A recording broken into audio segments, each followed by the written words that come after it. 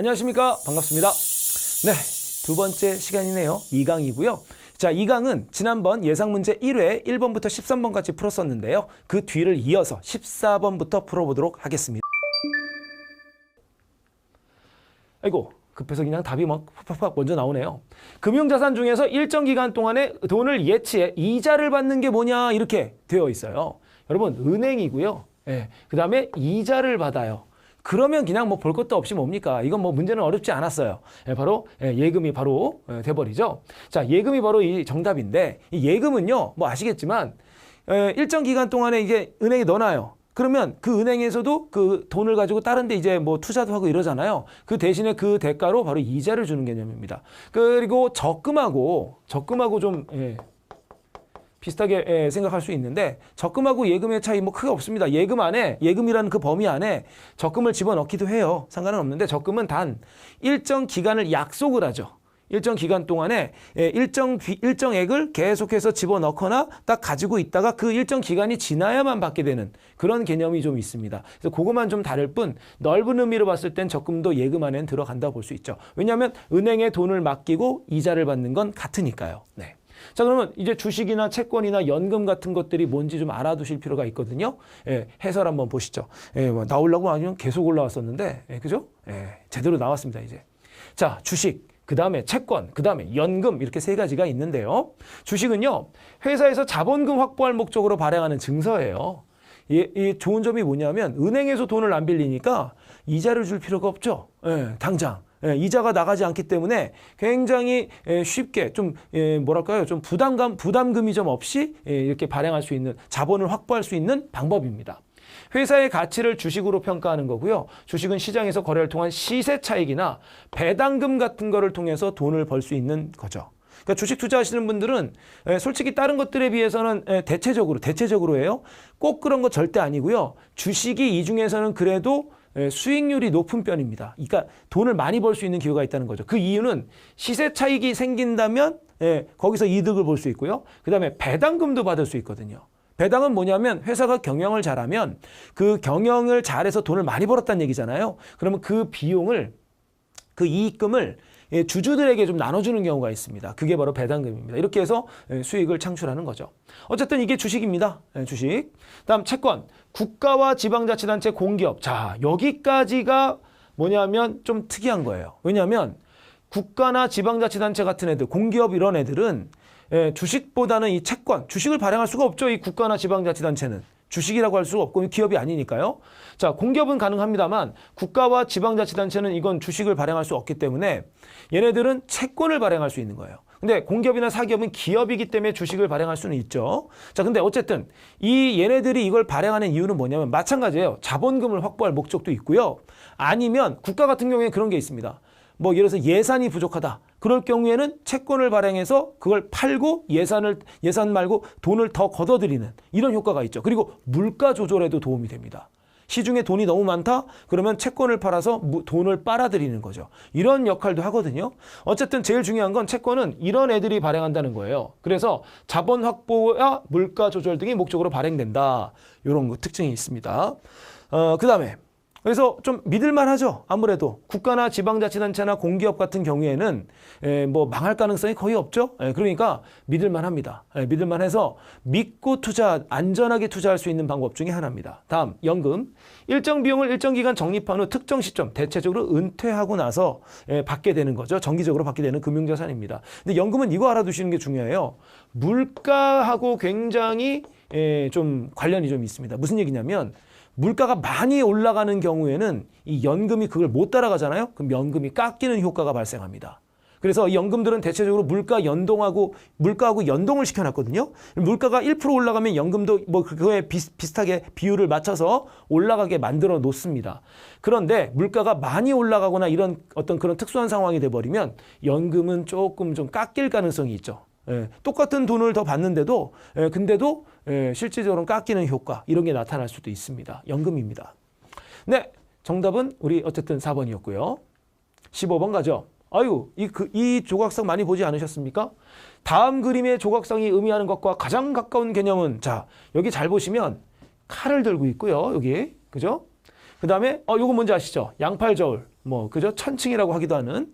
그다음에 여기 이 부분 여기 눈을 뜨고 있는지는 잘 안 보여요. 그죠? 예, 근데 가리지는 않았어요. 어떤 거는 이걸 가려놨어요. 눈을 안대 같은 걸 이렇게 가려놓은 것도 있는데 요 세 가지가 포인트입니다. 그죠? 그러면 여기서 가장 가까운 이게 무슨 조각상인지 혹시 아십니까? 네, 이게 정의의 여신이라고 하거든요. 예, 그러면 일단 정답은 뭐예요? 딱 보니까 정의입니다. 일단 행복해 보이진 않아요. 그죠? 칼 들고 행복하다 이건 얘기 아니니까 이건 아닐 거고 평등? 야, 요것 때문에 혹시 평등이지 않나라고 생각하실 수는 있는데 공평하다는 뜻은 있어요. 근데 평등 개념은 아니고요. 그다음에 자유? 여기 자유는 아니죠. 어디 봐도 자유롭게 뭐 하겠다 이런 얘기는 아니기 때문에 이것도 아니고 정답은 정의인데 내용을 한번 볼까요? 자, 그림의 조각성은 바로 정의의 여신상 디켈이에요. 이게 중요한 건 아니고 정의의 여신이라는 게 제일 중요하죠. 저울은 뭘 의미한다? 공정함. 그렇죠. 공평하게 보겠다는 거죠. 치우치지 않게. 그다음에 칼은 엄정함. 그죠? 칼 같은 사람이다 이런 얘기 있잖아요. 아주 그냥 칼로 자르듯이 그냥 딱딱딱딱 되는 사람. 그런 사람. 그걸 의미하는 거예요. 그리고 조각성에 따라서는 아까 제가 그랬잖아요. 눈을 가린 것이 있고 가리지 않은 것이 있는데 이는 해석이 각각 다양한데 눈을 가리지 않는 것은 똑바로 상황을 보겠다는 의미이고 그다음에 눈을 가린 경우는 판단 상대가 누구인지 상관하지 않겠다는 의지의 표현으로 해석하기도 한다. 무슨 얘기냐면 눈을 가리면요. 네가 누군지 상관없다는 거예요. 네, 그죠? 그걸 상관하지 않겠다는 거고 이렇게 눈을 보여주는 것은 정확하게 보겠다는 거죠. 근데 제가 보기에는 이게 제대로 된 건지 보려면 눈을 뜨고 있어야 되지 않나라는 생각은 좀 듭니다. 어쨌든 정의의 여신상입니다. 이거 어디서 많이 있냐면 법원 같은 데 가면 네, 법원이나 제가 변호사 그 사무실 같은 데 있죠. 그런 데 가보면 이런 거를 가끔씩 본 적이 있는 것 같아요. 네.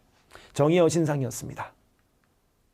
16번 갑니다. 다음 중 사회적 약자에 대한 설명에 해당하지 않는 것은 이렇게 돼 있네요.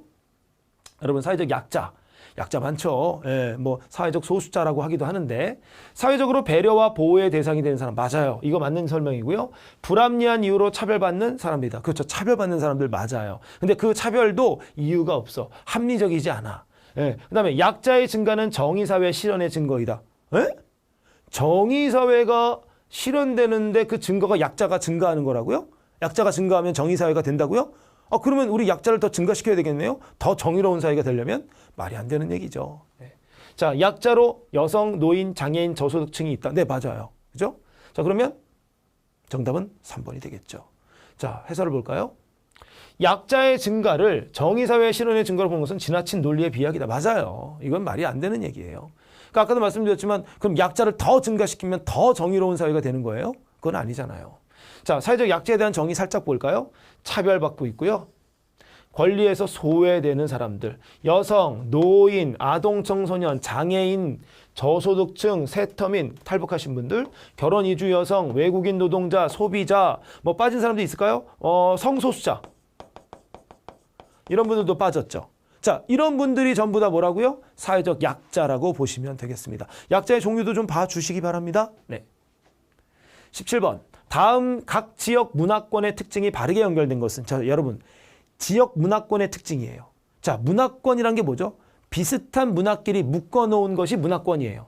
네, 비슷한 문화끼리 묶어놓은 거. 자, 그런데 이게 지역마다 몇 개가 있는데 요것들 중에서 뭐가 제대로 연결된 것이 있고 잘못 연결된 게 있다는 건데 바르게 연결된 걸 찾는 겁니다. 자, 그럼 먼저 동부아시아 문화권이에요. 여러분 동부아시아면 어디 얘기하는 거야? 한국, 중국, 일본 네, 이렇게 얘기하는 거예요. 한중일. 자, 그런데 이슬람이에요? 이슬람 문화 없죠. 네, 중국은 아주 일부 지역에 있긴 해요. 중국은.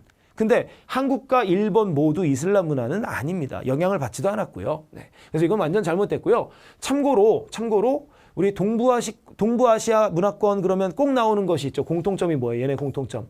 한자, 불교, 율령, 그 다음에 유교, 그 다음에 벼농사, 뭐 젓가락? 이런 거? 네, 이런 것들이 바로 대표적인 뭐예요? 동부아시아 문화권의 동아시아 문화권이라고 하기도 하죠. 얘네들의 공통점이에요. 한자 쓰죠. 불교 믿죠. 율령은 법이에요.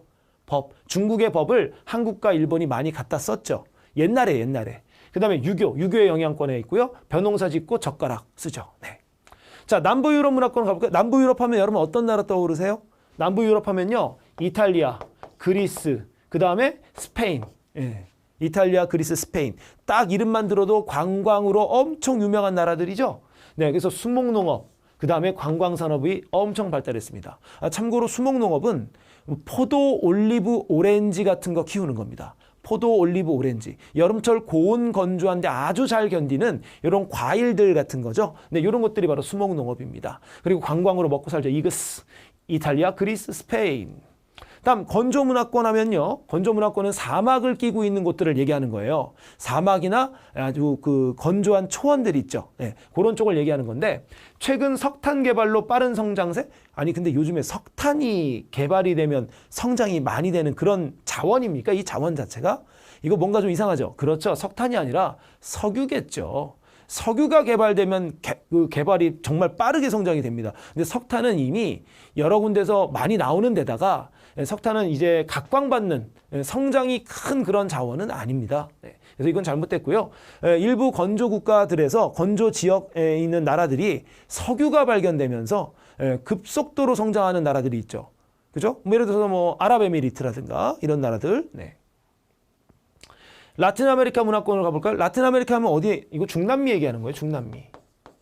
중남미를 얘기하는 겁니다. 그러니까 멕시코, 브라질, 아르헨티나 이런 나라들 있죠? 그런 쪽 얘기하는 거고요. 영국과 프랑스의 식민지 아닙니다. 얘는요. 포르투갈과 바로 스페인.